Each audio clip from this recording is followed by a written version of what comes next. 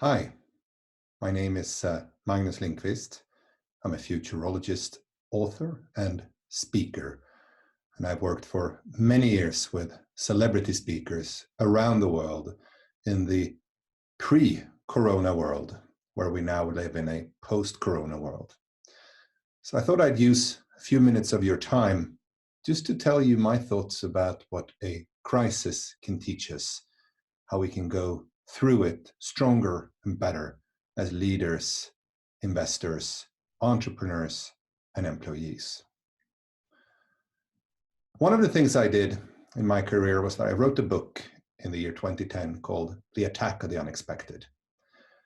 I thought we'd reached peak unexpected at that point with both September 11th and the financial crash of 2008 happening in less than a decade. It now turns out that this was a mere prelude to the times we live in now. But in the research I did for that book and in the talks I gave after it, I started to think about how we should think about the unexpected and uncertainty as human beings. And I landed quite quickly in the teachings of the literary professor Joseph Campbell, who famously coined the concept of the hero's journey. The hero's journey is an idea that nearly every story ever told, whether in book form or movie or whatever it might be, relies on a very similar pattern, what he calls a monomyth, where the hero starts in the known world. Simba in The Lion King being an innocent cub, Neo being asleep at his Matrix keyboard, Luke Skywalker living in the known galaxy doing adventures. Then something happens that pulls you out of this and into the unknown. Luke Skywalker has to go to the Dagobah system to meet Master Yoda. Neo is asked to swallow the red or blue pill. Simba's father, Mufasa, is killed and he's forced into the wilderness where, of course, you wrestle with dark forces, not least within yourself. And it's painful and it's difficult and you confront uncomfortable truths. And then you reach the abyss. And in the abyss, you find some kind of insight, wisdom, enlightenment. And with that, you march back to society to confront your evil uncle Scar, or to help everybody wake up from the matrix. And you have this newfound insight as a gift that you can bring back from the unknown to the known world. This is really how we should think about any crisis, whether it's on a personal level or, as is the case with COVID-19, on a societal level. We wrestle with new, horrible truths, enigmas and mysteries. Ultimately, we can come out stronger, but the path there is long and perilous. It's quite strange that we call it unexpected, when really most in life is unexpected. Whom we're going to meet in life, the number of ideas we'll have, whether these ideas will turn out good or bad. And we have all of these names, luck, serendipity, but what we mean is that so many things are unexpected in the world, yet we say unexpected as if expected is the norm. Never mind, when we face unexpected situations, three things happen. Our instinct is usually to feel some kind of fear at first, panic. Oh my God, the old things are gone. My livelihood is gone. My salary, my job, the old world, the old truths. When that subsides, we face a sense of bewilderment and curiosity. Okay, I didn't die. What's really going on here? We try to learn the ropes of this new arena. And finally, we emerged like the hero on the other side. Ah, I get it. Or in the case of the Norwegian band, aha, I get it. The famous Nobel Prize laureate Danny Kahneman called the first one System 1. We human beings are designed for System 1 responses. Panic, fear, oh my God, I'm going to die. It's part of our survival mechanism. Then we move into what he called the System 2 response. In the System 2 response, we feel, well, I'm not going to die. So what's really going on here? And you can think slower. You slow down your thinking. and try to open yourself to a new understanding. And finally, of course, we gain enlightenment. And enlightenment is a great word because, like fire, we are able to share it without lessening it. Energy, fire, inspirations, these are things that we have an infinite amount of, just like the capacity for love. What are you going to do? How should you be thinking? Well, if you're in the first phase, where many of us are in the spring of 2020, you need to force yourself to slow down your thinking. You need to alleviate your corrosive negative thoughts. Meditation, perhaps stopping the consumption of stimulants like alcohol or news feeds. I listened to the CEO of Unilever who said, above all, first of all, look after your people. So help anyone who's in this spot, and there's bound to be somebody who's much worse off emotionally than you are. From there on, we transition to this phase of bewilderment and curiosity. What are the old filters? What are the new filters we need? Where should we dig for knowledge? Whom should we ask? Who has been here before? If nobody has been here before, how can we start to experiment and try with the new? It's usually the case that amateurs inherit the earth, and I think it's because they have no legacy thinking. They're able to explore the new without the shackles and blinders of the old world or the commitments that you have in a big company.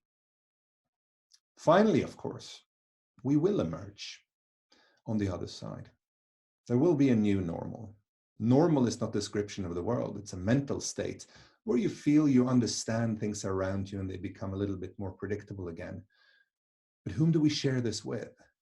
What are the new outlets for this newfound wisdom and insight? It's a truism that business is always changing. It will never change as much as it will in the wake of the corona crisis.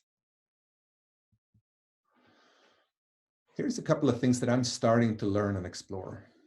You're looking, of course, at the first iteration of Amazon. And I remember, I just was a freshly baked business school graduate in the 90s. And the first wave of dot-com startups thought that the best way to do digital is to do the same thing that we did in the physical world, but just a little bit more digital. So we asked people to order books online, but then sent them in the mail. In Sweden, there was a startup called CD-ON, which of course thought that the best way to distribute music was to mail off the same old compact discs, vinyl records, and cassette tapes to people in their physical mailboxes. It takes a little while to understand the new medium. Spotify came in the second wave of dot-com startup 10 years later. Amazon, Netflix, many others didn't understand for the first decade what the abilities and opportunities are. We are often drawn to the past. Business school literature was often written about case studies done long ago. So to understand the new media, we need to iterate and experiment.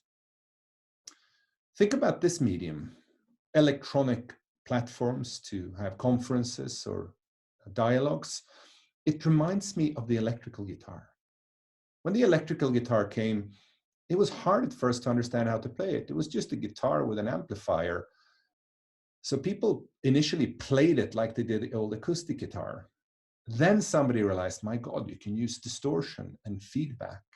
You can use delay and reverb. So it took a decade or so for Jimi Hendrix to emerge. And as you can see, the old acoustic heroes are not the new heroes in the electrical guitar economy. And it's the very same thing in many businesses. Experiment, explore, and understand the opportunities and limitations of the new media. This is very well put by David Byrne, the lead singer of Talking Heads, who wrote a book called How Music Works. And he said, historically, it's usually the room that has defined the genre. Mozart's compositions cannot be understood without understanding the vastness of a church, which is where many of them were initially performed.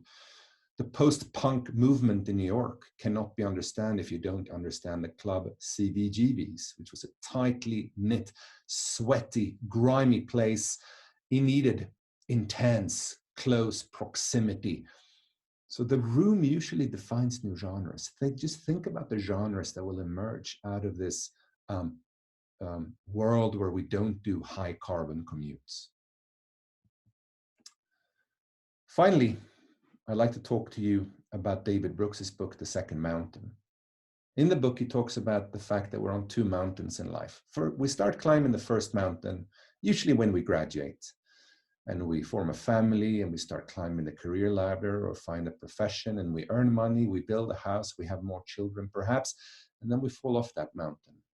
Some of us fall ill, some are unemployed, some find ourselves out of luck, or maybe we find good fortune, but we fall off the first mountain and we face a second mountain, which is different. On the second mountain, we look for opportunities to live differently, not to repeat the mistakes we did in the past, to live what David Brooks called a more moral life.